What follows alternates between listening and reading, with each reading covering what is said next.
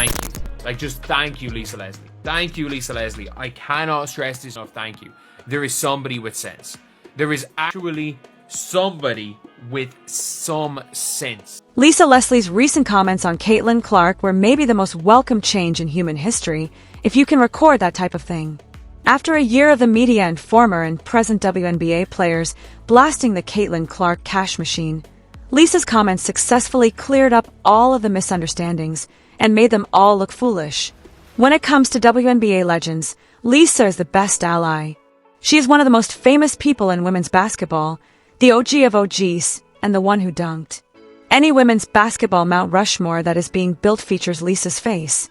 As the jealousy around Caitlin Clark continues, we hope that common sense remarks like Leslie's help put everything in perspective and cause the haters to stop and think.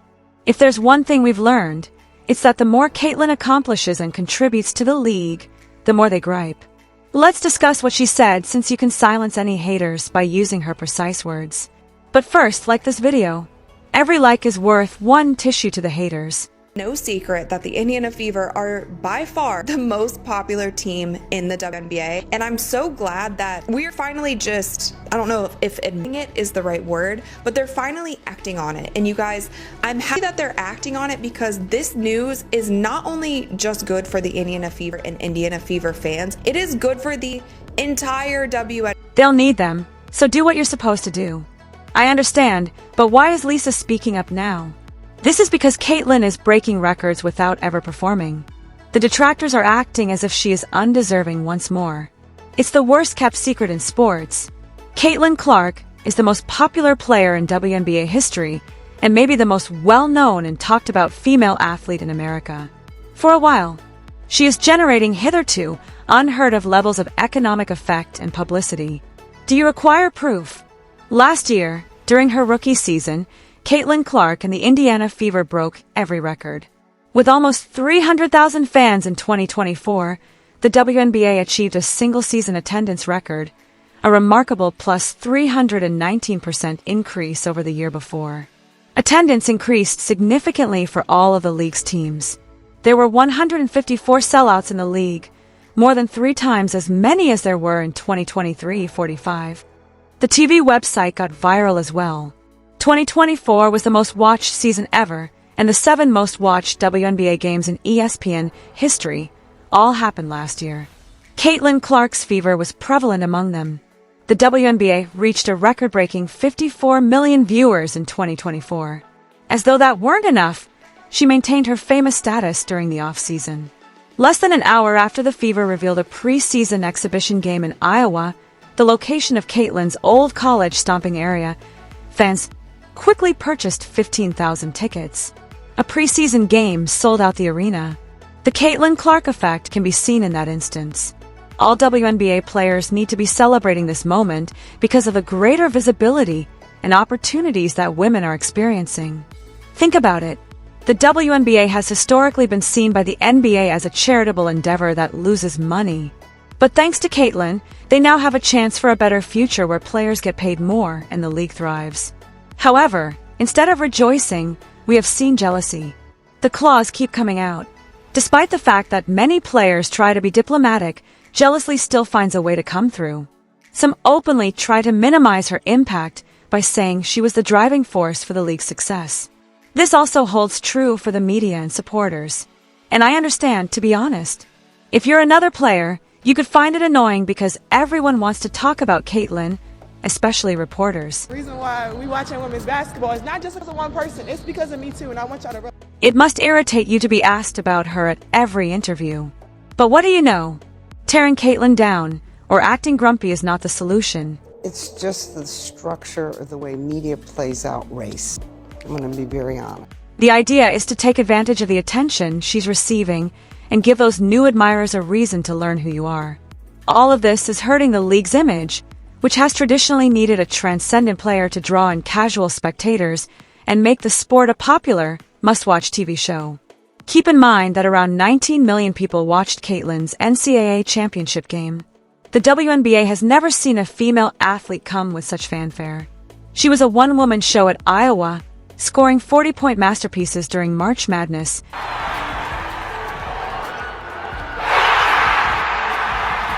and led her team to back-to-back visits to the national championship game. Simply said, we have never seen a player with this kind of profile sign with the WNBA. Not even famous people like Candace Parker and Diana Taurasi were particularly excited about it. And what do you know? That is exactly what Caitlin did for the WNBA. To quicken. On her own, she essentially made the league hot. She kept track of attendance and sales of items. You know what the numbers are. They employ both black and white. It cannot be denied. It must be gloomy where you live. A boulder covered by Mount Everest is wearing noise-canceling headphones during a Metallica performance. Clark, step back, hits a three. Caitlin Clark looking to push the pace. Clark showing off the moves. Clark, to the rim, just couldn't finish. Clark the hesitation. Clark gets inside. Unaware of the actual circumstances, Caitlin Clark's contributions went beyond just publicity. She gave birth. She shattered the WNBA records for single-season assists and points by a guard, recorded a league-high 19 assists in a single game, and averaged over 20 points per game for the season. She also led Indiana to their first postseason appearance since 2016. Those who argued that her skill set would not be appropriate for the workplace were proven wrong. Clearly it did. She plays with grace, drawing up from the logo and making no-look passes with a confidence few can equal. She is a real star on the court in addition to being highly popular. It's too much of a blow to their pride.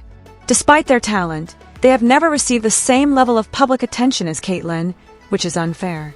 Is this the most recent example of their jealousy? The national broadcast schedule. After 6 WNBA clubs were forced to move their home games against the hectic NBA arenas, some of which, ironically, refused to admit that Caitlin Clark was to blame, the owner of the Atlanta Dreams even claimed a scheduling issue at their regular arena. In fact, moving to a 16,000-seat NBA arena suddenly settled the dispute. For the upcoming season, the WNBA also unveiled its national broadcast schedule. Caitlin Clark and the Fever received 41 national TV games, and they have a WNBA record that is 9 games better than that of Breanna Stewart and the reigning champion Liberty. Really, nobody ought to be shocked at all. During the previous season, Caitlin Clark's games attracted up to 3 times as many viewers as those of other teams. One of her playoff games drew 2.5 million viewers, more than the WNBA championship in recent years. Again, this is not confidential information. Everyone knows it. And as of right now, the teams and broadcasters have made that very clear through their actions. This is a great opportunity. In addition to Caitlin, the league will be the focus of the most attention this year. The Fever have a fantastic team right now because of a number of significant free agency pickups. They brought in veteran players like Juana Bonner, a 6-time All-Star and 2-time WNBA champion, and Natasha Howard, a 3-time champion and former Defensive Player of the Year. Brianna Turner, a defensive specialist who blocks shots, and Sydney Colson, a clever 2-time champion who leads off the bench, were both signed. Clark with the board.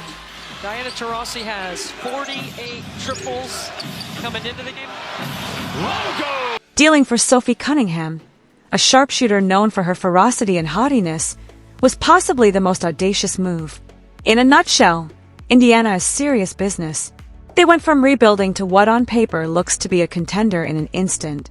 They now have 5 All-Stars on the roster: Clark, Bonner, Howard, Kelsey Mitchell, and 2023 Rookie of the Year Aaliyah Boston, in addition to multiple champions and a potent bench. The quality of play will increase, and supporters will have a significant stake in this team. As soon as the news leaked, players who stood to benefit from all this additional publicity, including one of the league's top stars, Napheesa Collier, started to express their disapproval. She recently led her team to the WNBA Finals and won MVP in her own unrivaled 3-on-3 off-season league. She made the statement in answer to a query regarding ESPN's preliminary evaluation of Caitlin Clark's 41 TV game receipts. Being a member of the WNBPA Players Executive Committee and advocating for increased pay, she ought to understand that superstars are vital to a league's expansion. To play in an unrivaled league, Or today, what? 20 points, 8.4 assists, 6 rebounds. That's crazy. But 5 That's crazy. 5 Is points, that 5 dominant? points Those are hell of a number. Those are hell of a numbers. But to me, that's not dominating. Yeah, it's only not dominating because she's... She tried to sign Caitlyn for $1 million. But why make such an offer? Because she knew Caitlyn was crucial to its success. And what happened? Caitlyn rejected Unrivaled like Mutombo, and its viewership was mediocre. Sure, there was some initial enthusiasm, but it sometimes struggled to get to 100,000 individuals. It was nothing special, and it was nothing like the Caitlyn frenzy. Collier keeps saying that all of that star power and brilliance ought to be displayed. In Unrivaled, she essentially had most of the league's top players. What do you know? It wasn't enough to change anything without Caitlyn. This also applies to the WNBA as a whole. The league included the same players in 2021, 2022, and 2023, and its audience steadily grew. When Caitlyn Clark arrived in 2024, they took off.